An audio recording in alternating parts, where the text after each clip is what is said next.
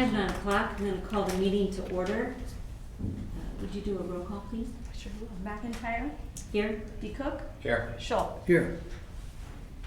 All right, our first item on the agenda is public hearing regarding rezoning of land from A1 and FPC to C2 submitted by John, is that Jurdish of Studevant, Benton and Jurdish.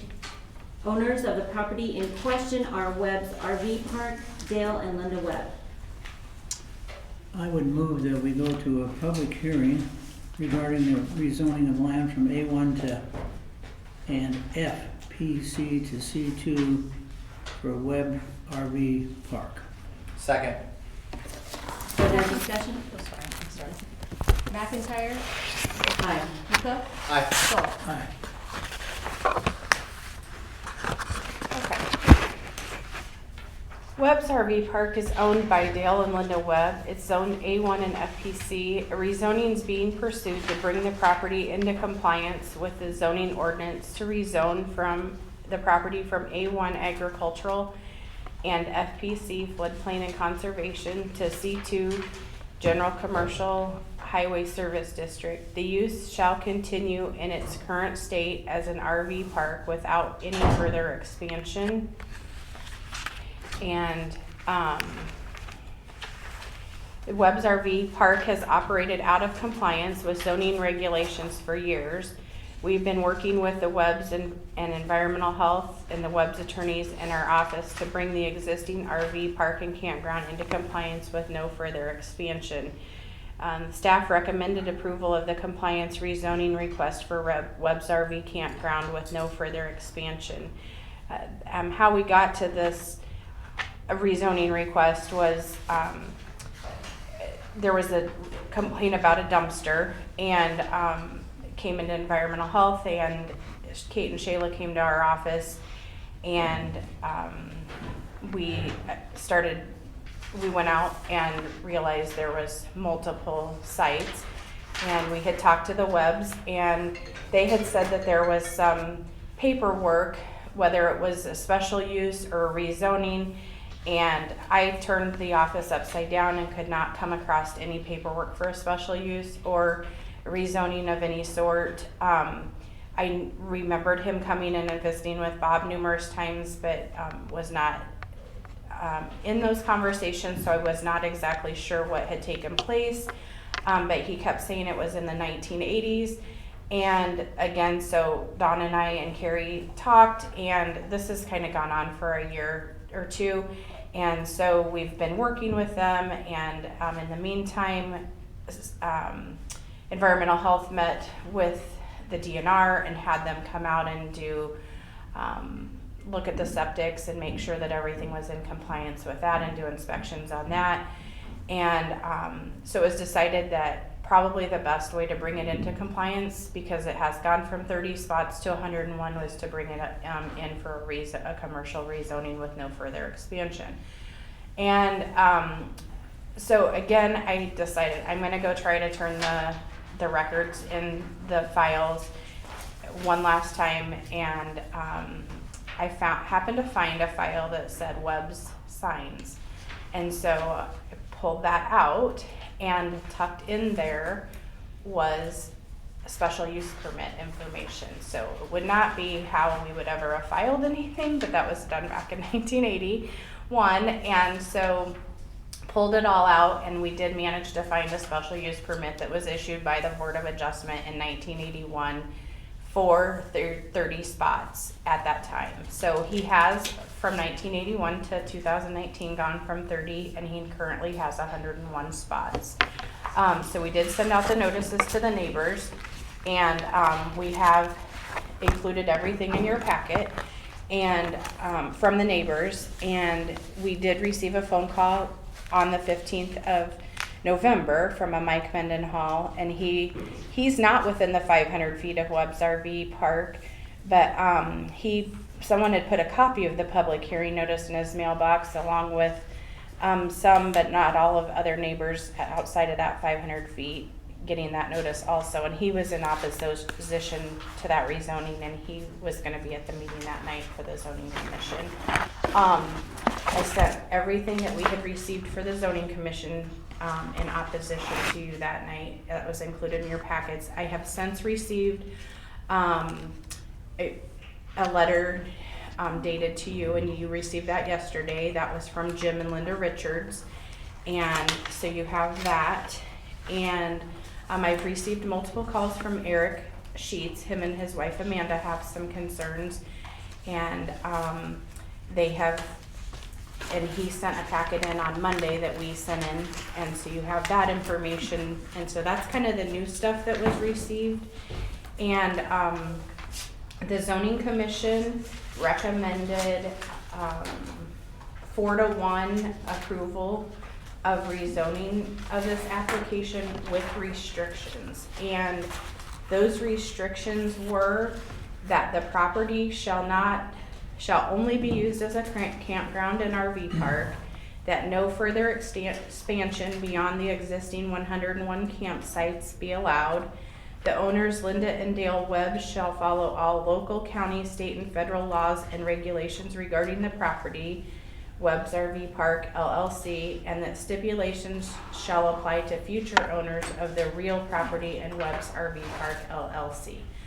And he has signed that in front of a notary, and that was included in your packets also. So that is the new information, and I do know there are neighbors here to address it, and I know that the Webb's attorney and the Webbs are here also, so. The time is now yours if you would like to come up and address this issue.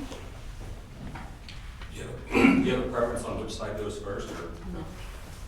Okay. Well, thank you for the opportunity to come here and speak with all of you. There's just a few things that I kind of want to go over or highlight to all of you. And as I said when we met with the zoning, if I speak out of turn, I'm sure Ms. Bowman will jump in and let you know if she disagrees with what I'm saying. But this map should be in your packet. And what we're talking about is this parcel here in the blue outline. As you can see, roughly the northern half, a little bit less than the northern half, that's currently FPC. The southern half in the lighter green, that is currently the agricultural zoning. And what the ordinances provide is, on the lighter green area, an RV park can be in an A2 zoning area, provided you get a special use permit. In the northern half, in the dark green, you can have an RV park in the dark green area and you don't even need to get the special use permit. So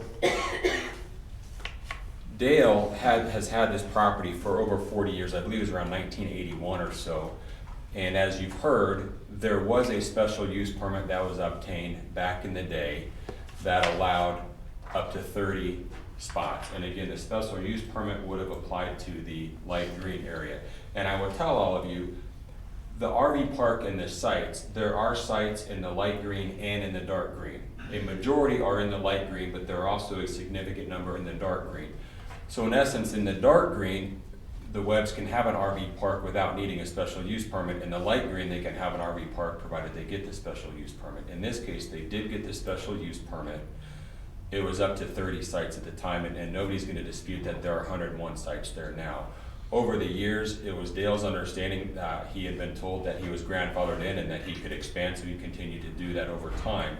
And so we recognize where we are today is there are 101 sites there, with a half of the parcel being in an area where you would need a special use permit to go above and beyond the 30 that was granted before. The sites on the northern half wouldn't necessarily have required that because you can have an RV park in the dark green area just as a matter of the zoning ordinance. So the agreement that we have come to, and we would ask that all of you adopt, is that the RV park, well, that we rezone both areas, the northern and the southern, to a C2, because an RV park can be held in a C2 without the need for a special use permit. In exchange for agreeing to do that, the Webbs certainly have agreed they will no longer expand, and they will put that restriction on any future owner. So it's going to stay at 101 sites and it will never get larger. By doing that, though, then the Webbs are in essence giving up, so to speak, having the northern part be dark green, turning to C2, thereby, again, limiting the number of sites that they can have. I suppose arguably, if they continue to have it in the dark green, they could expand and expand because it is a use that can be there. And again, I'm not trying to throw that out saying, hey, if you don't, then we're gonna switch. They wanna stay at 101, they're not gonna change, but at least there are some concessions that the Webbs are making here. It's unfortunate that we are where we are today. I just would hope that all of you don't view the Webbs as they've been trying to do this kind of on the down low or trying to sneak this in. It's just been expanding over time. Dale thought that he was grandfathered in and would continue to do that. There's a couple things next that I'd just like to point out because I know that there are some neighbors here in opposition. My understanding is one of the people here, they are the trustees or relatives of the trustees of the trust that owns all the light green area, the Richards. That trust has owned that property long before Dale even moved out there. So Dale came in, they were already there, and then got the use permit and then expanded to that, to where he is today. The light green up here, those properties, with the exception of one to the far right, are owned by the Webbs. And if you notice from here going up to the west, that is actually paved road that has been paved by the Webbs, and they maintain that paved part that leads into their park. There is gravel that comes up to that point, but then it's paved. I believe that the property here to the far right, that is owned by the Sheets, and they are here today. That property, as I understand it, was initially owned by the Webbs, and they owned it at the time that they had roughly 70 sites at the park. They then sold that property to Mr. Sheets' father, and Mr. Sheets' father owned it for, I'd say, 6 or 7 years, and during that time, the RV park continued to expand, and then as I understand it, Mr. Sheets that owns it now, the son of the original purchaser, he lives there with his wife, and during the time that they've owned it, there's probably been an expansion of maybe 15 or so sites. So it's not as if the current property owners there bought their property and then boom, we've now gone up to 101 sites. There's a significant number there and it has expanded, we don't dispute that. But the concept of an RV park being new, I wouldn't necessarily agree with that. It just has gotten a little bit bigger since they've been residing there. But I would tell you that the Richards, or that trust at least, has owned that property long before, for a certain number of years before the Webbs owned it. I don't know much about the other people that are in opposition. I haven't seen that information. But I would just ask that all of you support the agreement that has been reached with the zoning. I think it resolves the issue. And I know that there might be some frustration saying, well, he had a special use permit and we really don't want to reward people going above and beyond that, and I understand that. I would just tell you this is a situation where I don't think the Webbs are kind of doing it scrupulously or trying to get things done. They had the understanding that they were grandfathered in and could use it. The northern half can be used for a park, the southern half, there's the restrictions. So I would just ask all of you, go ahead and at least approve the recommendation and allow the Webbs to continue in its current footprint, knowing that there will be no further expansion and that will run with the land, so to speak, to any future owners. So if you have any questions, I'd be happy to answer them, but otherwise I'll take my seat and I appreciate your time. Thank you. Thank you. Yes, sir. Maybe real quickly, how many sites are on what you call the northern half or the floodplain or whatever that? I can't tell you an exact number. I would probably, if I would estimate it, I would say 20 to 25%. Gotcha. Give or take. I'm just visualizing, looking at the map, and I know there's a majority down here, but there's a significant number on the northern half, so. All right, thank you. Thank you.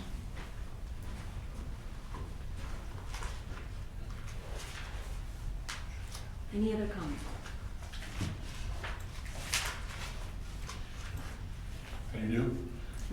I'm Jim Richards, 4236 228th. I'm a neighbor, but I'm also the operator of the farm in question that lies adjacent. I'm also the trustee of both Ivan and Martha Richards Trust. I'm neutral on changing the zoning. It's been operated. It is an asset to the county, but it does cause significant traffic problems, specifically on Carpenter Place, which is the only entrance in. very narrow road and pretty steep banks, and we do have a number of traffic accidents, and we have to, with farm machinery, we have to be very, very careful about the amount of traffic. Secondly, if you grant C2 zoning with the concessions that Webb's have agreed to, I'd like to know how enforceable that is. If the property would ever change hands, could the new property owner disregard that? Thirdly, the question of the floodplain designation, when was that? I'd like to know when that was established. I assume when the first zoning went in place, but it's kind of a misnomer because the floodplain, the whole campground sits on a bluff. There's a very small portion that would be down on the actual floodplain, so it's kind of an interesting conundrum there of how that got to be. I have no other comment, but we would, in your packet, I wrote that I would hope that the Board of Supervisors could do something about the amount of traffic and specifically the speed zone. Thank you. Thank you. Lindsay, can you answer the question about the floodplain? Do you want to wait till the end? The floodplain and conservation zone is a real gray area. Okay. And we've actually had that very same discussion in our office and with Dawn on how did that zone come about and kind of how did it get and how did we decide where that was designated on properties in the county. So it's not something I can just right off the cuff say this is why and this is how it was chosen and when. I would have to do a little bit of research on that. If I can remember correctly, it's been in the ordinance for quite a while. You know, back in the 80s, it's been there. The zoning designation has been placed in the ordinance for quite some time, but who and when placed those designation on properties, we don't really know how that was ever decided. So I'd have to do some research on that. Okay. So on that matter, I'm familiar with the property, I've been there. Mm-hmm.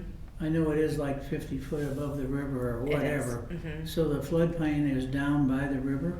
It is, but FPC stands for floodplain and conservation. So it's really, Bob used to describe that as like pristine areas of the county. Like it can be heavily wooded, very timbered, very pretty property, you know, not just floodplain, but very conservation type properties. So that might be why this, you know, it is up on a bluff, it overlooks the river, so that might be why this got designated as that floodplain and conservation. You know, yes, the river's there, but it is very pretty view, and that might be why this got that. So, And can you also address the restrictions of being transferred to new owners?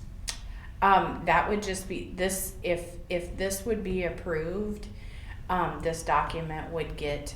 We didn't record it yet because we didn't record anything. We just had it. But if this was something that you pass and you approve it with these restrictions, or you're free to do whatever you want to do on the rezoning, whether you approve it with those same restrictions. These were just recommendations from the zoning commission, and they just wanted to show that they were in agreement with those recommendations that the zoning commission put forth before coming to you. So if that is something, then we would have that document recorded, and so that document would be a recorded document. So if they sell, that's going to go with that property. Okay. So I hope that answers. Okay, and then we're not going to address any road issues today because our engineer isn't here, but that is something that we will get back with him on. So And the road issue was the speed? yes. And I do know, I did talk to David Carroll yesterday, and he did, he's at a conference this week, but he did tell me that he is willing to look at traffic count and lowering a speed limit. They've done that in multiple places around the county, and he would be willing to look at this area if that's a concern. Okay. So- What was the zoning board's recommendation, 4-1? 4-1. What was the one rationale, the no vote? I think he was just concerned that if it does get approved, he just was concerned that it could be a free-for-all if he. That it would grow beyond the point that it has now? Mm-hmm.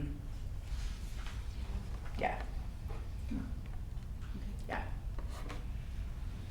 Thank you. Mm-hmm. All right, any other questions or concerns? Good morning. Morning. Can you state your name and address? You bet. My name is Laura Martino. I'm an attorney with the Grief and Sydney Law Firm in Des Moines, and I am here this morning on behalf of my clients, Amanda and Eric Sheets. And I can give you their address. It is 23145 Buchanan Trail. And I am here this morning to speak in opposition to the zoning change. My clients own property directly to the east of the Webb RV Park, and they have owned that property since May of 2013. They purchased that property from Eric's parents, who purchased the property in 2006. At the time that Amanda and Eric purchased the property, they were aware of an ingress-egress easement that runs along the southern border of their property, and they were also aware of a 30-spot RV campground that was located to the west of them. I heard Lindsay talk this morning about the efforts that have been underway to bring the campground into compliance over the last couple of years. The one thing that has remained out of compliance, however, is the easement that runs across my client's property. I think a little history on the easement would be helpful for the board's consideration. The easement that we are aware of came into fruition no later than October 9th of 1978. And that was when Dale and Ricky Webb transferred title of the property to Robert Reagan and Dorothy Reagan. And in the abstract, I did bring a copy of it. I did bring it with me today in case the board wants to see it. The grant says that, and I'm just going to go ahead and read part of it. The grantors expressly reserve to themselves, their heirs, executors, administrators, personal representatives, and assigns an easement for ingress and egress for the benefit of the remaining property owned by sellers, 40 feet in width along the southern boundary of the property sold. It is agreed that any common road constructed in the easement shall be maintained by either the buyer or seller, the cost thereof to be shared by the seller and the buyer 1/2 each. So in 1978, when the easement was granted, the RV park was not permitted for a campground, and that didn't occur until 1981. So in 1981, and I think in your packets, one of the things hopefully you have are the minutes from the 1981 special use permit. There were 3 meetings in total that were covered, that this issue covered. So there were 3 meetings that before we got to a resolution. At the time, the Webbs were seeking a special use permit for the placement of a gun club and a private campground. The gun club was not, it was rejected, but there was eventually a vote, and the campground was allowed, and at the time it was intended that it would be 20 acres and with 30 camper spaces. If you look in the minutes, on the very first meeting, Dorothy Reagan, who, mind you, at the time was the one who had granted the easement, so back a couple years earlier had granted the easement, she indicated to the board that she did not understand that there would be a campground there, right? She understood that the purpose of the easement was going to be for the Webbs ingress and egress, but she did not understand that there was going to be a campground there when she granted the easement. So if you look through those minutes, what ends up happening is there's some discussion about, well, we would like the parties to work out an easement on their own, to work out what those, what that would look like. When it finally comes up for a vote in May, the minutes seem to indicate that that it was still undecided, that the easement had never been resolved.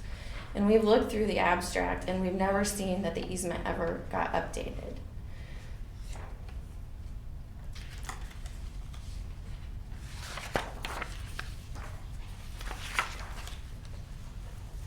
There's a case in Iowa.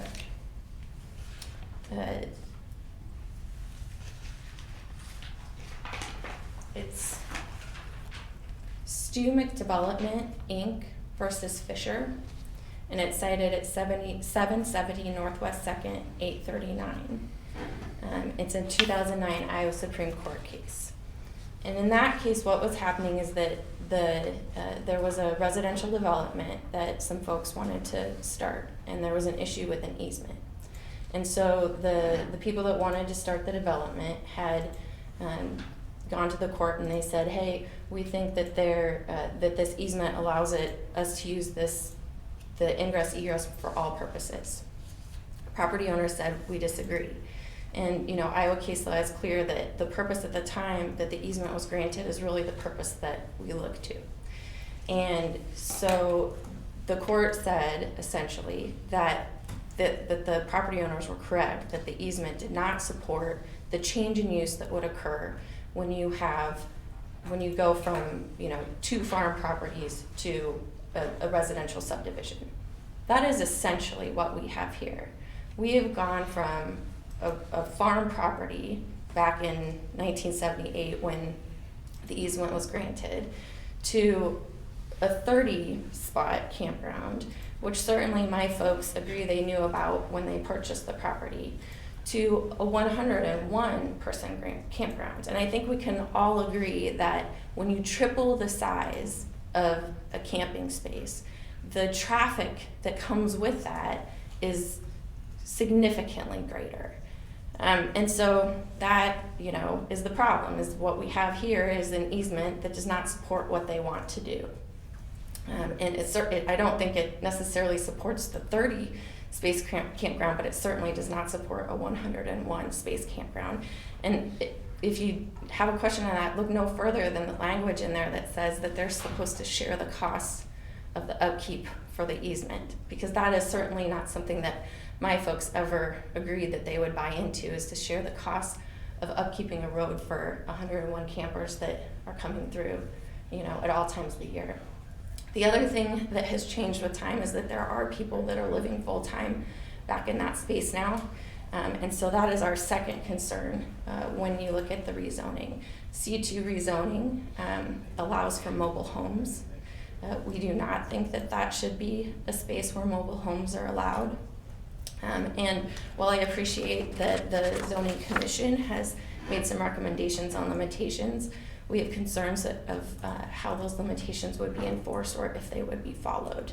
Because I think that history shows that this has expanded by asking for forgiveness rather than permission.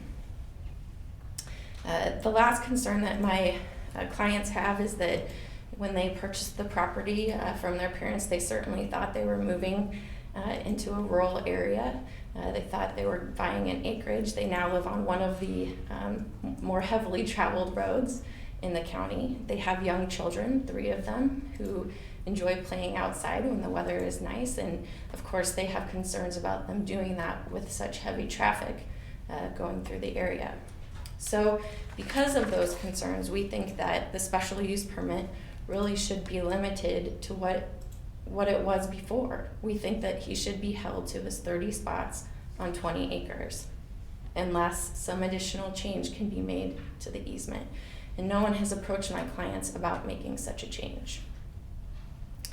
I'm going to make one final note. My clients do not come to you making this request lightly. There was an indication that the thing that brought this about was something to do with a rollaway that ended up on their property. And I think it's fair to say that the interactions that they have had with Mr. Webb have not always been positive, and they are concerned that there might be some retaliation in speaking in opposition to this proposed change. But they're willing to take that chance because they think it's important enough that they preserve their legal rights at this point, and ask that you continue to allow them to do that. Thank you.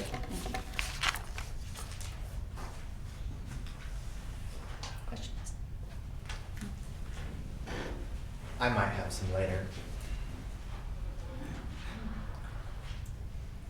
So Lindsay, is that correct about the special easement, how it was never updated to reflect growth in that, or?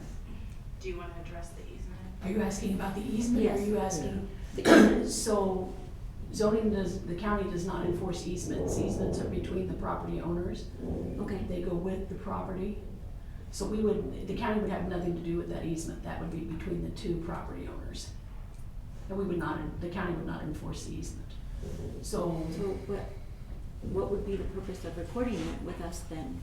Or is that just part of their So it's documents? recorded, so it can be added and updated in the abstract. So Right. it's always able to be found. Okay, But we simply do not enforce easements. This is an easement between the property owners, not with the county. And we wouldn't know if it's been recorded. We certainly can check. in the Did you- abstract. But- you check on that? I thought you checked on that. I did, but I didn't find it. Find anything? We were unable to find it because I asked our attorney to look for it and try to find it, and we could not find a copy of it. So, in any case, even if we had found a copy, the county still does not enforce easements. Those are between the property owners.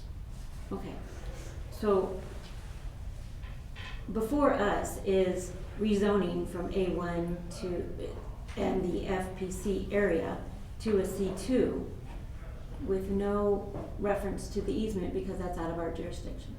And that is why you did not receive Anything about the, the paperwork from 1981, because that is from 1981. That was the special use permit. Yes, I've referenced that there was a special use permit, but the request in front of you is a new rezoning request for the rezoning. Okay. All right, thank you. You know, I have a question for you, Ms. Martino. How many spots were there when your clients purchased the property in 2013? Do you know? They don't know. Obviously, it's not on their property. Sure. And so they agree, and they'll tell you, they knew there was a campground back there. I know it was not 101. I know that, so he tells me he thinks it was about 40. He says, he recalls a couple summers after they had moved, in, there being trucks of dirt that were being hauled in so that they could fill in some ravine areas and build more spots. So it certainly was not the size that it is, and I would argue, maybe half of that or less at the time that they moved in.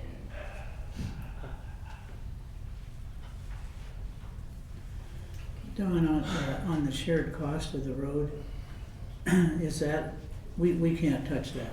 That's part of the easement. Right. If that's part of the easement, we have no ability to enforce or any other things. May I address that briefly?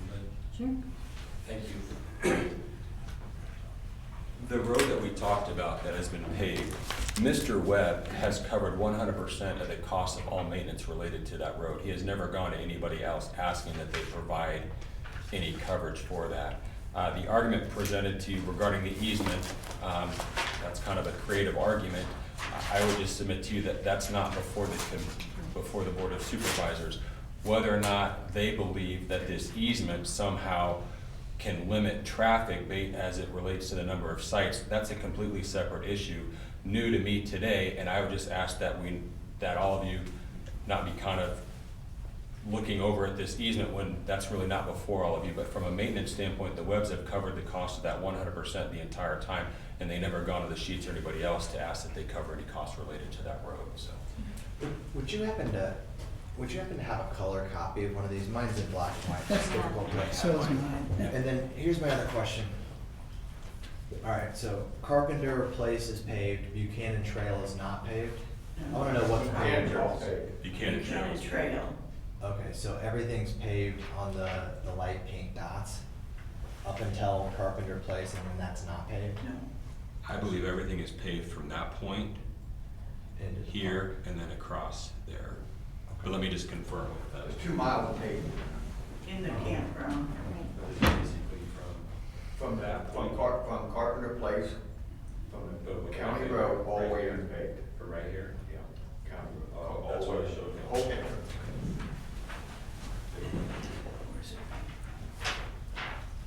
There's 2 miles of road. And then and that's how people are coming into the campground, is Yes. paved to Carpenter Place? No, no. No, Where are they it's coming in at? opposite. Buchanan, Buchanan Trail. No, but how do they get to Buchanan Trail? Carpenter Place. Okay, that was my question. It's a bus route too.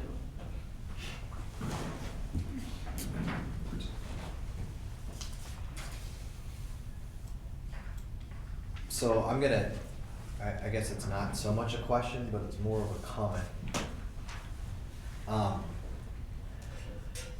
And I'm still giving it some thought, and I think there might be some more questions, but one of the issues that I have, that as I just look at this, I think clearly that, you know, history is what it is, and I don't think everything was done perfectly. I don't know, I'm not assigning any maliciousness to anything, but it's just, it wasn't done the way maybe it was supposed to be done. But, you know, one of the things that just doesn't sit well with me is that every spring, we have a spring thaw here in the county. And the gravel roads get tore up, I mean, the thaw comes out, they get muddy, they get nasty. People get angry, and then we hear it. And, you know, we never have enough money in our budget for sufficient rock. We don't have unlimited funds to address all of these things. But I'm not gonna lie, I remember a jar of mud, and it looks to me like some of that is probably attributable to, you know, larger vehicles coming in or more traffic on roads. That just doesn't sit perfect with me, to be, you know, have people be critical with maintenance when some of that is just as clear as, you know, when you move heavy equipment to build new properties, those just hammer our roads. They just do. And other people also use those roads. And so while I appreciate that Buchanan Trail has been paved, you know, I assume that the homeowners and the bus routes and other people that live on Carpenter Place also have to deal with the repercussions of an increased traffic count. And that's just an observation, but it's not one that I know it's coming. It'll come in 3 more months. It's on its way. So that's just one of the things that's in my mind that I'm not perfect with. Right, are there any further comments? Can I just make one more comment? Sure. Here's why I think that the easement is relevant. You wanna come up so we can get you recorded? Sorry. Yeah, happy to. Sorry. No, it's okay, I just It's a wanna quick make sure comment. your comments are recorded. Here's why I think that the easement is relevant. The petitioner has come to you asking for a change in the zoning ordinance so that he can have a 101 spot campsite legally, right? But he doesn't have, he can't bring to you evidence that he has an easement that supports what he wants to do. So while I appreciate this idea that, you know, it's a legal issue between them to work out, he's come to you asking for a change. And he doesn't have the legal easement he needs to be able to do that. And that's why I think it's relevant to your consideration. Thank you.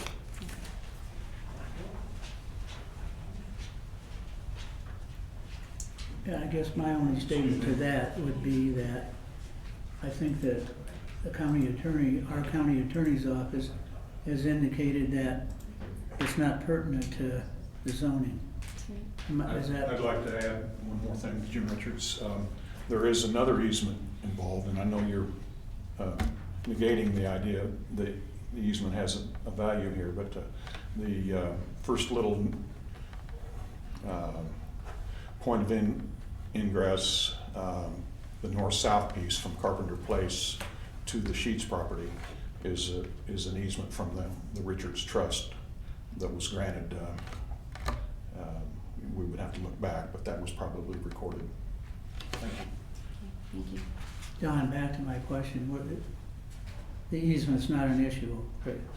It is an issue regarding the rezoning because the county doesn't enforce easements. They would have to work that out. But I think your point is that they're not honoring that easement, so why would they honor this? Is that pretty much my I think assessment? that's part of my argument, but I think more importantly, that's certainly part of my argument. But more importantly, I think is the issue that they are seeking a zoning change, right? So they are the petitioner, they are coming and saying, we would like you, Board of Supervisors, to do something different, to make this use that we have grown into proper. And what we're saying is, they don't have they haven't brought to you evidence that they have the legal right to do that with the easement that's currently in place. And I think if they can come to you and say, oh, hey, we have the proper legal right to do that, then maybe it does support a change in the zoning. But right now they don't have that, and I think that that is sufficient reason to not allow the change in zoning currently. Would that be an appropriate argument, Don? To that? I can't Okay, give you an opinion on that. I mean, that's an easement. County can't consider the easement because we can't enforce it. okay. That's something they need to work May I out. have one final comment? Yes, sir. I'm sorry. Sure, no. In speaking with Mr. Webb, as he's explaining to me, the ground where there's this easement, Mr. Webb owned that ground. He then conveyed the easement basically back so he could have access to the campground. And so as they're telling you that we are not honoring an easement, and we're sitting here, we're not accepting that. We dispute that we're in violation of some sort of easement. That's an argument that they're bringing to you to try and get you to not grant what we're asking for. If there is an issue with the easement, that can be resolved some other arena. And I don't think it's fair that they're coming to you trying to point out this easement saying, hey, we're saying that they're violating this easement. We're saying that this easement doesn't allow them to come. They're not giving you proof that they can go through this easement. They're referencing minutes from a meeting that happened 1978. If they believe, or if any of these other owners think that there's been a problem with this access or this easement, why have they not done anything for 40 years? Why have they not done anything since the Sheets moved in 2007? So I would just ask that you please honor the request and the recommendation of the zoning to allow this change. And if other parties have an issue with the easement, they can take that up by the appropriate means, but in front of all of you is not the time and place for that. So thank you. Thank you. Any others want to address this issue? I move we go back to open session. Second. Further discussion? McIntyre, Aye. Cook, Aye. Schultz, Aye. Okay, I don't have possible action on this. The public hearings are always, yeah, they're business Okay, always. so we're gonna do that later at another board? No, No, No, we no, can do it now. because it's a Okay. public hearing for the, I would, in order to get something before us. Well, I Okay. have a question first. Sure. Can I ask Lindsay another question? Yeah. How did it looks like there's a deal on the table where lots are capped, and can you speak a little more to the proposed deal that's in front of us, so I know sort of, and then how we got there, or how the parties reached that resolution? Yeah, I can try that. I just want a better grasp on what the terms are. There was numerous questions back and forth with the zoning commission. You know, one of the questions was, that the zoning commission had was, you know, there's a new law that went into effect about people being able to live there permanently. One of the questions was, there's people that have contractors that come in and like might work at Facebook or the Microsoft job. So they have admitted to having people there live there permanently, like on a 2 to 3 year basis. And there was a state law that was passed, was it July 1, Don? And it says they cannot live there past 180 days. So one of the questions was, how's that gonna be enforced? So there was some toss around about that. There's a couple units in there that look like tiny homes. So there was some discussion about that and how would you determine if that's a tiny home or not. and, you know, I guess we'd go out and take the skirting off and see if it's on wheels or not. I mean, so there was some discussion about that. There was some discussion about if you have people living there permanently, are they paying for the upkeep and maintenance of the roads? That was one of the questions of the zoning commission. You know, because if they are living there or staying there on a more permanent basis and they're going to and from work every day, then they are, they're paying them to live there a certain amount per month, and then they are using our roads for basically free. That was a concern. One of the other things that they talked about was just all the traffic that it generates, you know, even during the summer months. So in the end, they kind of decided, well, maybe we could put some, they didn't want to just give it an open C2 zoning and not put any restrictions on it. So there was some general discussion, and then that's, and what happens if a contractor does come in and like work for Facebook? Is that their own camper that they bring? And yes, that they take their campers. I know Eric did provide an email that showed somebody had lived there permanently and, you know, put a one for sale on Craigslist, you know, sold it after they moved out of there. So, you know, there are some things that came up in this rezoning request that, like I said, had not ever been brought to my attention under my reign as the zoning director. So, you know, it did bring some discussion about, I know there's been talk about the paperwork, and, you know, I don't know, is that something that you want to look at tabling and having paperwork brought up? And, you know, that's part of your decision. Do you want to see proof of the paperwork and see that that's worked out? I mean, that's really up to you guys as a board. You know, because, I mean, that's kind of, we don't enforce the easements, but do you want to know that that is taken care of before you move on forward with something? But anyway, they kind of got together then and kind of formulated I guess a resolution, and that resolution was that they couldn't expand any further than the 101 sites that were there. They definitely did not want to see it be able to expand any further if it was ever sold. And no other commercial uses, no other commercial uses there.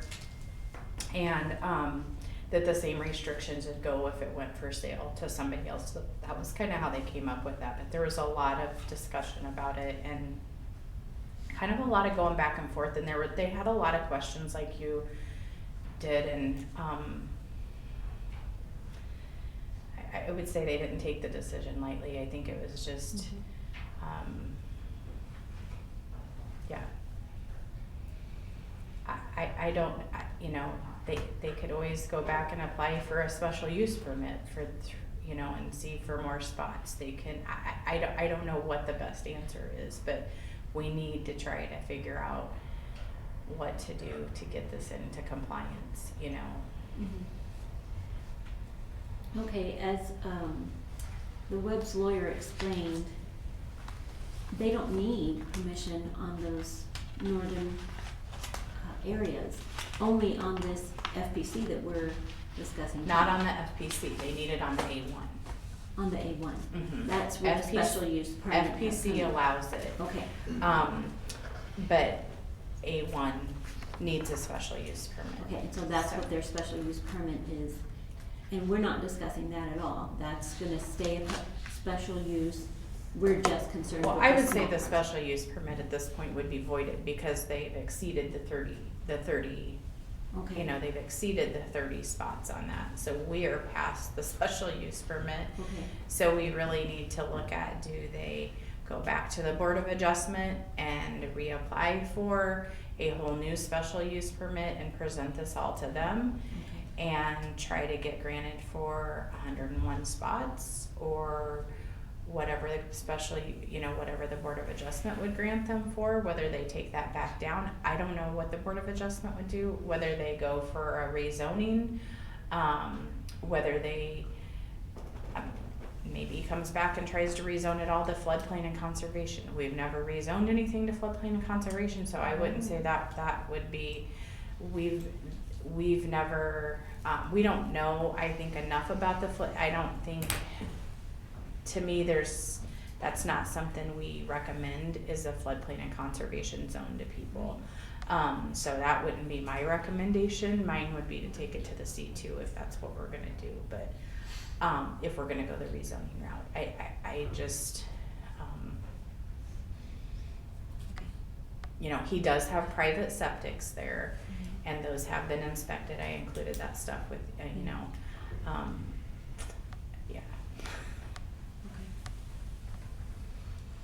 It seems to me that this is trying to put the cart before the horse. I mean, we really need to take care of that larger parcel to find out if that's even going to be granted as a special use before we can address the smaller parcel, in my mind.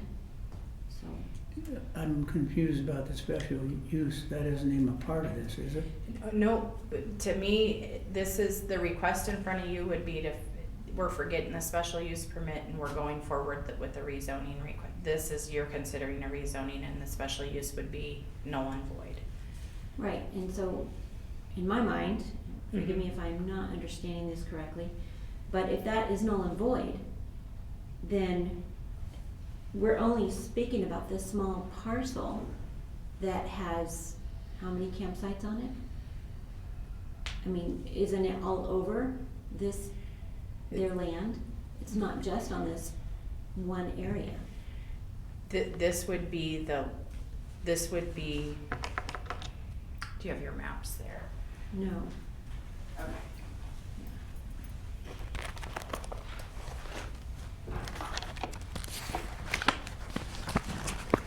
This rezoning request is for these two parcels right here.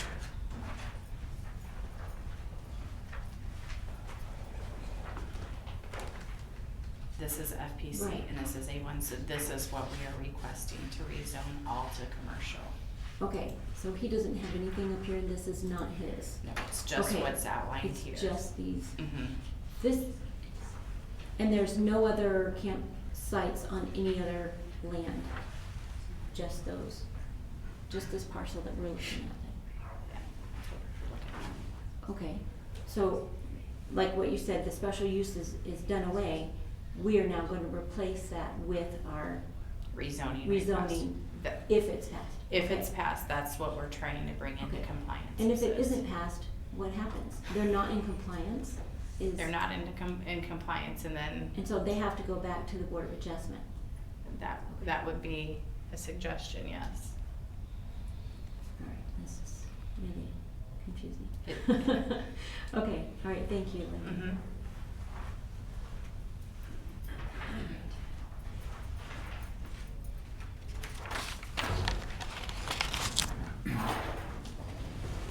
Lindsay, how much gravel is there on Carpenter Place between what's paved on Buchanan and the next paved road?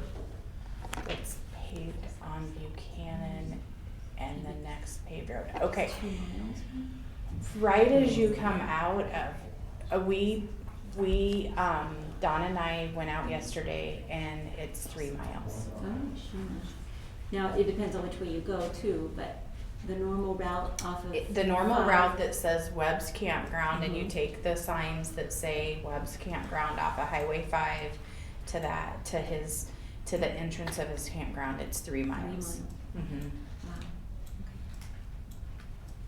I'm only referencing that because of our zoning ordinance about, what is it, 4 per 40 or something?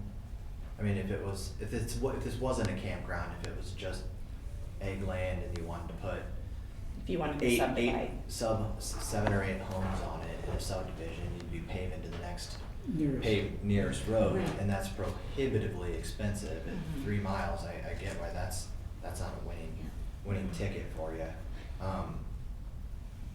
But I guess one of the things that I'm and I'm not advocating for it to be paved. I mean, I think everyone wishes it was paved. I don't think that's gonna happen from the county's perspective. I don't think it's gonna happen from the owner's perspective either. But one of the things that I guess still doesn't sit well with me is that, you know, that 3 miles is just getting beat on. I mean, just beat on. Campers are heavy, other people use it. The complaints then come to us. And I'm not saying that people are living there permanently, or that I mean, I think there might be some evidence of at least some that are there probably in violation would be my guess, but I don't know that. I guess one of the things is that doesn't sit well with me is, and not because I wanna micromanage or control everything, but I sure like to be comfortable with the terms of a deal that I set up myself, or that we set up, versus a deal that was negotiated between the Webbs and the zoning board for, okay, we're locked in at 101 and we'll run with the land, and that's really what we got for our benefit. One of the things that I might think that there might be somewhere in the middle between, there's no way in which 3 miles of roads, that's gonna be $3 million. That's unrealistic from either side, but there might be some sort of a deal where, not to hold it hostage, but to say, listen, you know, we've got 3 miles, average gravel cost for 3 miles might be 10 grand or something. I mean, is there any middle ground so that the road that's getting destroyed, that we're going to hear all of the complaints about, not just maybe sometimes by you as well, but by anyone else who certainly uses it, or the buses or the schools. I'm just wondering, is there a better deal to be had? And that was something too that David Carroll mentioned. Do we meet with him and do a road maintenance agreement where where we work it in, where he looks at helping pay for some of the rock and the dust control out there? Since we are probably past the paving point of that, you know, we don't require for a commercial zone. So, you know, do we look at a road maintenance agreement? So is this, you know. And I'm not trying to be punitive with you, I'm just realistic. I know what's coming in March. I know what's coming last March, because I saw it. I mean, it's no surprise what happens when the thaw comes out to our gravel roads. It's what we have. And I'm just looking at it and saying, I didn't create the terms of what you all sort of worked out amongst yourselves. We're now being asked to make a C2 zoning thing fit, and frankly, I think it's, and I understand why, but there's not a lot of great options on this. I mean, if we kick it back and say no, then we're clearly not in compliance. They're clearly not in compliance. I think that the Webb's RV Park, well, I have not been out there yet, and you have invited me, and I will get out there this year. I do think they do a lot of good too. I mean, I think there's a lot of valuation there. I think that there's some real benefit to it as well. So I'm not displeased with them. I wish that history had been done right.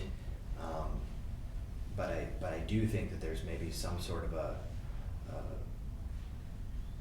different resolution that might make it a little more palatable, because I know what's coming, and I'm not looking forward to it. So. This is a question I wish I had an answer to, but when we take it from, if we do take it from A1 and FPC to C2, I'm assuming the property taxes are gonna go up. I don't know the answer to that, but it's not necessarily. I don't know the answer to that, but I'm guessing they would change to because it's no commercial. longer ag ground, it's now. Assessment categories are different than zoning categories. I mean, I haven't looked at the taxation on Webb's property, but I'm assuming it's probably already taxed at a commercial valuation as opposed to. Gotcha. But I could pull those records right now if you want to see them, but I do know that zoning and assessor use different categories.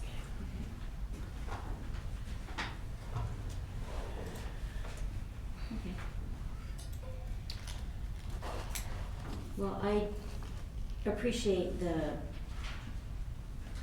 comments by the supervisors. I would like to table this so that we could confer with the county engineer and maybe work on getting with the Webbs and their attorney to see if there can be a maintenance agreement worked out amongst us. And then have this come back before the board at our regular board meeting, which will be next Tuesday. Is that right? No, 17th, I don't know. 17th. We'd have to have time to notify, Oh, Um, okay. so it'd probably be in January, The 1st of January. whenever it is in January. We'd have to look at deadlines, Carrie. We could meet that, right? Cause you could put it in, For the 17th? or no, if you put No. it in that first meeting. The first week. Oh, Yeah, we'd have time. oh, yeah, because the deadline's the 20th. Yeah. Yeah, Okay, we'd be fine. okay. Would that work out with the Webbs? Okay. No, at that, I'm just asking, I know it's not a concern of ours, the easement thing, but in the meantime, do you want them to?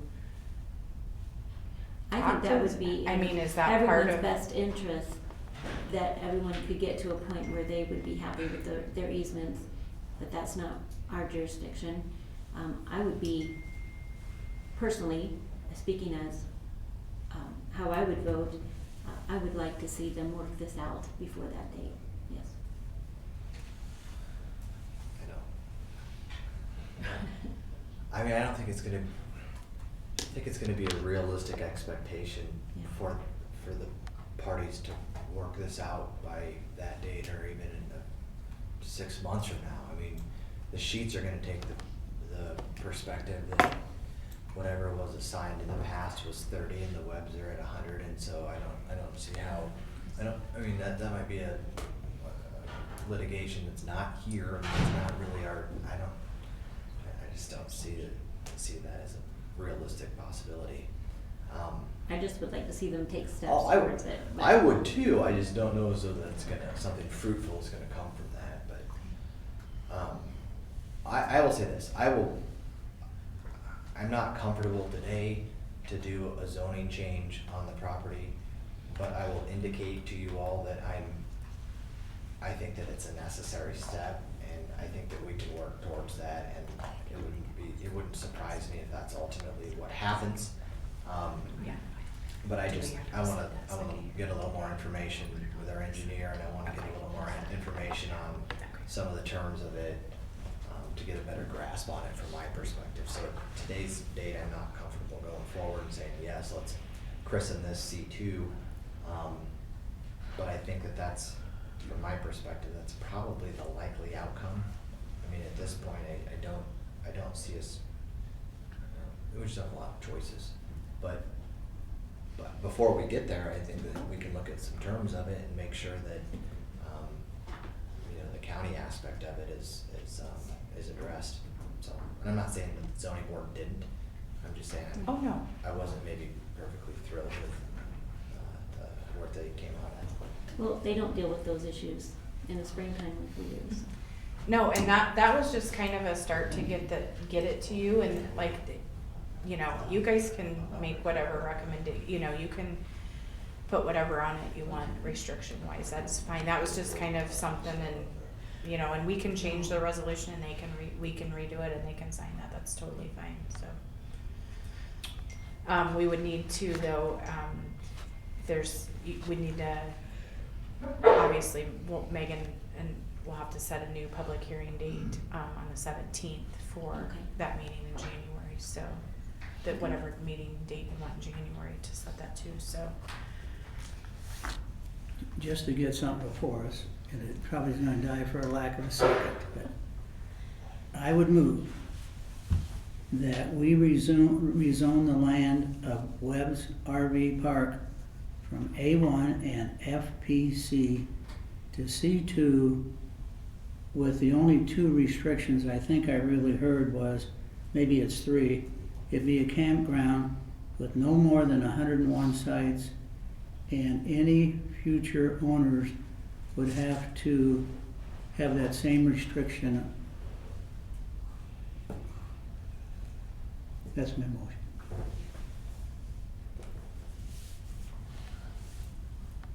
And I'm not gonna second that. I like to think that we might end up there in 30 days or 45 days. I mean, I'm trying to be upfront with you, but I do think I wanna look at a discussion with our engineer, and I do wanna look at, some traffic counts, as well as, cause my bigger concern here, and I think the Webb's attorney has addressed it, which does alleviate some of the not to be discussed or not to be considered easement issues, that if they transferred it to the sheets and earlier, I mean, with that understanding, I think that negates a little bit of it, but who knows? But my bigger concern is Carpenter Place. It's the entrance and exits to get there. And so I wanna give a little more diligence with our engineer who's not here today, to make sure that that's addressed. And that's not gonna result, in my mind, just so that you know this, Webb's, is that's not gonna result in, well, it's pave it or no, or not, and that's not it. I'm a realist. But I think that something can be done in between to make sure that everyone in the county who's using those roads, or that road or that entrance, is getting a fair deal out of it. So I'm not gonna second it at this point. And the only other thing I might say is, I've been on the board for a while. We probably do have agreements, but I know of no agreement that, like we're maybe proposing, that they pay for part of the rock or what, dust control or whatever. But we might have them. I just don't know of any. All right. We'll table this until January regular meeting. Do you want a motion to table it? Yeah. But Okay. since your motion died, for lack of a second, we need a motion to table this matter until whatever date you choose. January 7th? Do you want the first meeting in January? Yes, the first regular meeting. We're fine. Okay. I'll make a motion to table this, rezoning request until January 7th at our regular board meeting. I think it's 9 o'clock. Chris, you do say. Yes, second. McIntyre, Aye. DeCook, Aye. Schultz. No.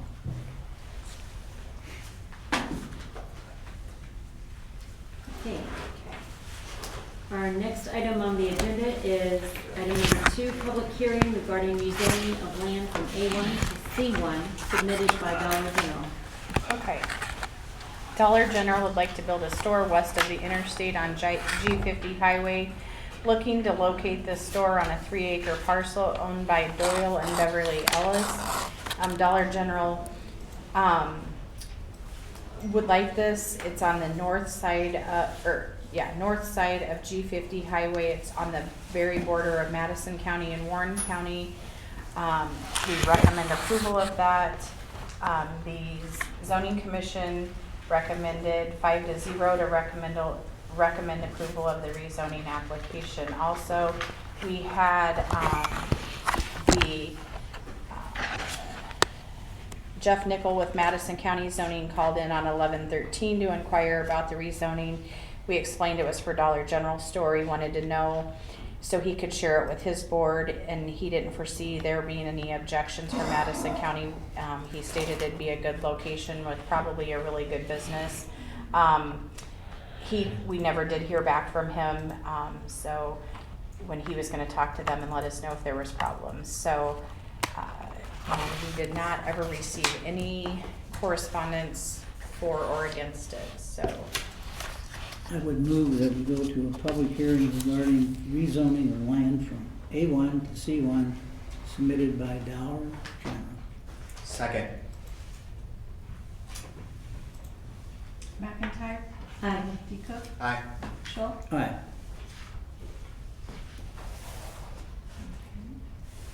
The time is now yours if you want to come up and address this issue.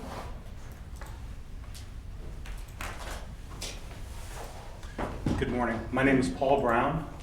I am with Farnsworth Group, and I am here representing Overland Group, who is the developer for the site for Dollar General.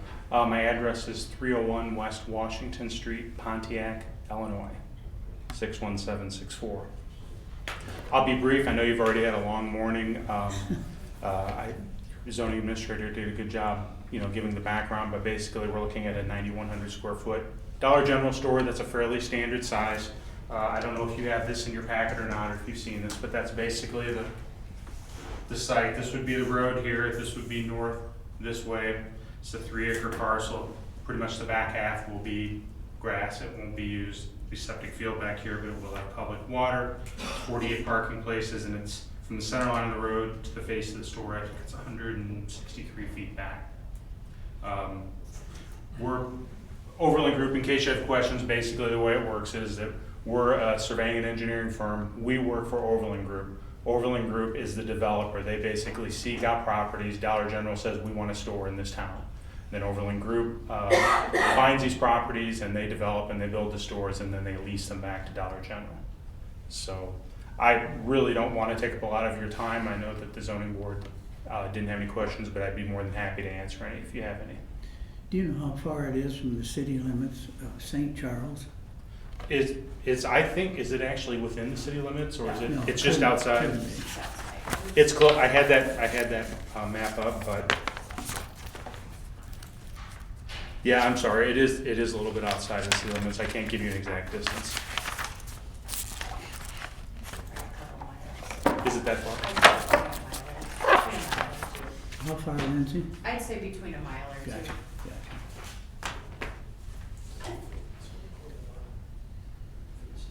Have any questions? Mr. Ellis is saying it's only a quarter mile from the city limits. I didn't think it was very far. It is from the developed city. It might seem farther, but I think the city limits Sure. extend farther. Sure.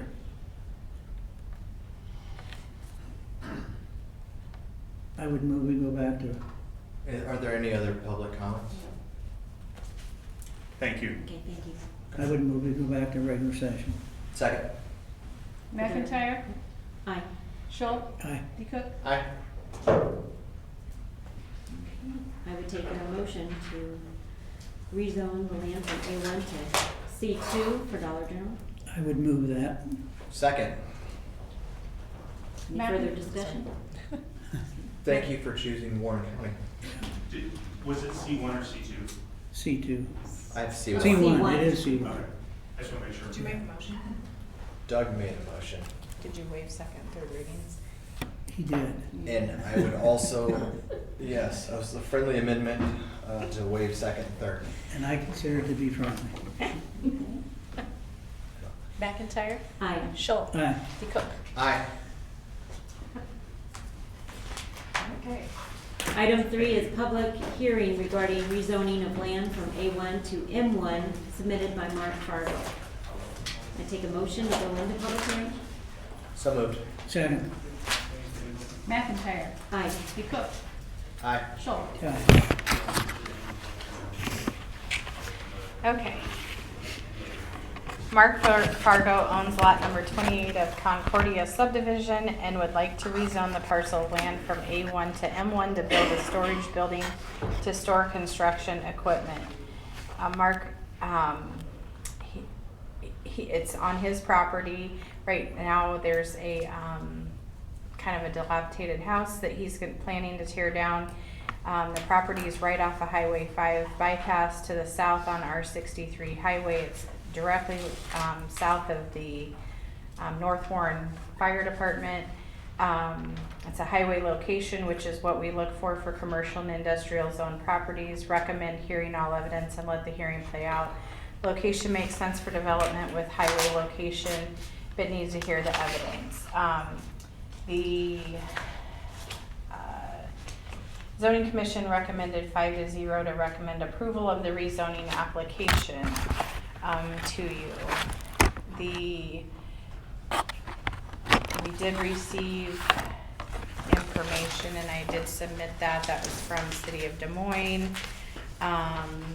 There was also, that was from Michael Ledwig. They were in opposition to it. They propose multifamily residential there. I did have Luke Bohonic stop in after the public hearing last time and visit with me. He did submit a letter last night at 9:04, so I am going to read that into you, the record, and read it to you this morning. Good evening. My wife Leslie and I will not be able to attend the hearing on December 12th, but we'd like to enter our objection to the rezoning of Lot 28 Concordia. located at 2354 R63 Highway, Norwalk, Iowa. To be concise, our objection is not to the nature of the proposed structure by Mr. Fargo. An equipment storage building is not going to be problematic in most ways for our home to the west of the property. Our objection lies in the future potential uses of the property when it's classified as M1, which includes many types of business we would have much stronger objections to. In addition, we would be concerned that any area directly near our home is no longer permitted to have residential structures and only would be an M1 designation, leading to concerns about the composition of the neighborhood in future years. We chose this area of Warren County specifically since it was an residential area near good roads to and from Des Moines and Indianola, and if industrial properties were around the property at time, we would have considered other locations. Also, based on Chapter 41, it seems a substantial side yard is needed in an M1 district adjoining an A or R property. I'm not sure if it's feasible with the narrow layout, although I imagine that consideration has already been discussed. Michael Schmidt stopped in on 12/9 and left this statement because he's not able to make it to the meeting. He lives at 2358 R63 Highway, which is directly south of the property. The rezoning property owned by Mark Fargo that runs on the north side of the fence line objects to the industrial limited zoning. Everything around this property is residential A1. He wants to rezone to M1. He was already denied for commercial and now pushing through as industrial. I purchased my property 4.5 years ago to live in a residential area. Commercial property down the road. Owner lives at that property. Mr. Fargo does not intend to reside on the property, just wants to put up a steel building and park equipment for his business there, Michael Schmidt. Now, I will tell you that the application that he's referring to, Mark was the owner at the time, but he did not make the application. He had an interested buyer who was interested in purchasing the property, and that was zoned for commercial. And I will also tell you that many of our commercial and industrial zones are, if they are approved, they are approved with restrictions. So that is an option too. So just wanted to put that out there. Lindsay, on the city of Des Moines. City of Des Moines, yes. It's within their 2 mile, their urban service area. But So it's not- that's why we have to notify It's not in them. the city limits, but it's No. in there too. That's why we have to notify them. Number 2, this property does border R63. It is on R63 and it sits directly south of the North Warren Fire Department. Understand.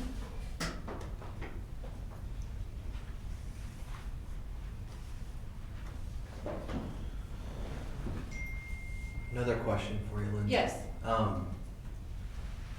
What was the first round of this? And I know that it's different because there was a potential buyer and that didn't happen. Was that for commercial? Is that what the original one was? The first request. Yeah. The first request was from A1 to C2, and the building that he wanted to put up was, I would say monstrous, for the lot. And it actually was 150. And it was tall too, if I recall. It was wasn't very it? tall, and it was 150 feet by 100, and so, and the lot is only 165 feet Oh, boy. by 165 feet wide by 630 deep. So it was really gonna take up the majority of that, but it was a really tall building, and yeah, it just. And what are the specs of the new proposed building, or do we have those? Or Proposed, he was thinking, wow, I think you were thinking 40 by 60, was that? They asked me in the meeting what the minimum size was, and I said 40 by 60, but that I would abide by any of the rules. So I know there's 50-foot setback, so I think there can be a 40-foot wide building on that lot and still have your setbacks. So whatever would work out, you know, and it wouldn't have to be that, it wouldn't be, even though we have a deep lot, it wouldn't have to be that deep, it would sit back off the road, so. You do a lot of, is it snow removal and stuff at the? Correct. You can come on. And This is Mark Fargo. He does a lot of snow removal and work at the airport, so he was in concrete work. So he was just thinking he could park his vehicles there. does that parking of the vehicles there require or mandate a rezoning? I mean, does it? Yes, because because he has a business, and it would be contractor equipment storage, yeah. Yeah, because it takes it out of the ag, you know, it's not really ag use of his vehicles, so. Okay. I was just curious if there's another way to get where you're ultimately heading. Well, I'm just concerned that without some of the objections from. I would just be concerned that if he put a building up and then people started seeing Iowa contracting, we would just get calls about that and then, you know, yes, that was our concern. Now, one of the pluses is, I call it D&D property, that's the building or whatever is there now. Right, so my name, Mark Fargo, I live at 13435 Somerset Road. I own the property at 2354 R63. Yeah, it'll be an improvement to the neighborhood, obviously, because the house, it's rented currently, so it is resided in, but it's not worth repairing as far as I'm concerned. It needs to be taken down, and there's a dilapidated garage that, like an old one-car garage that's been there forever, that needs to be taken down as well. So. And then Mark, on the building, I think I heard 50 feet. No, Well, I that's a think there's a that's setback from yeah. each property line. But if we put some restriction in there, it would be 40 by something, or? Oh, yeah, whatever, I'm trying to, so it could be 60 wide, I guess. If it's a 160-foot lot, so it could be 60 wide and still stay within the, you know, the restrictions that are Sure. placed on the property. So maybe it doesn't need a restriction in the zoning. I think there's Because it's already a on the restriction. property. Yeah, if you wanted to go bigger, then you'd have to go to the Board of Adjustments and get it bigger, but I don't Yeah. see a need for that. And I would rather have the space on the sides anyway, so I can get in and out of the building, so.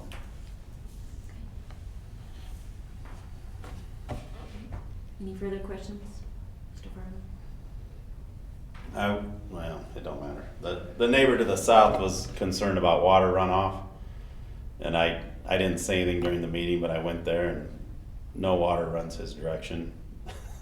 The road's crowned, and from my driveway, it runs his way, and all my land runs towards the fire department, so that's not gonna become an issue either, so. I would move to go back to open session. Second? McIntyre, Aye. DeCook, Aye. Schultz. Aye. I would move that we rezone the land from A1 to M1 as submitted by Mark Fargo. Second? Chris McIntyre. Well, further discussion? Oh, do you waive second, third readings? And that friendly amendment that we waive the second and third readings. 11 seconds. McIntyre, Aye. Schultz. Aye. DeCook. No. All right, moving on to item 4 is 911 communications, $9,080,000 general obligation capital loans note, series 2019. Consider resolution appointing paying agent, note register, and transfer agent, approving the paying agent, note registrar, and transfer agent agreement, and authorizing the execution of the agreement with possible actions.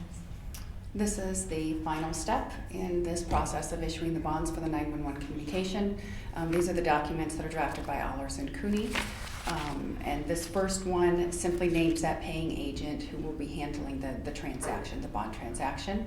So I won't read it, it's lengthy, but it's available if anyone would like to go through it. But if I would take a Who is the paying agent? BOKF, it's the same one that's doing our, continuing on our other bonds, because Bankers Trust was no longer doing it in the state of Iowa. Is that the one where we're transferring? Pardon? Is that the one we transferred to? Yeah, we transferred to them, yes, when Bankers Trust was no longer going to be doing it, we transferred. They were gonna transfer us to somebody else, but we ended up transferring to the BOKF, and so they're gonna do this transaction as well. Okay, thank you. Don, is it fair to say if I move how it is on our agenda? Well, that is the picture, do you- Well, Do we have no, that? I mean, it's a lengthy, and then the next one is multiple pages long. The resolution? So here's this resolution. And then the next one. Page one, right? Just read in the 30-some pages, correct? Page 1 to 30. Can we say resolution is presented? Yeah, I'll second it. Let's, my suggestion would be that you, make a motion to approve the resolution as it's presented within the packet. So moved. Second. Any further discussion? McIntyre, Aye. Scholl, Aye. DeCook, Aye. All right, thank you.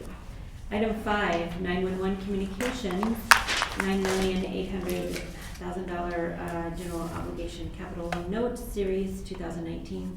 Consider resolution approving and authorizing a form of loan agreement and authorizing and providing for the issuance and levying a tax to pay the notes, approval of the tax exemption certificate, and continuing disclosure certificate.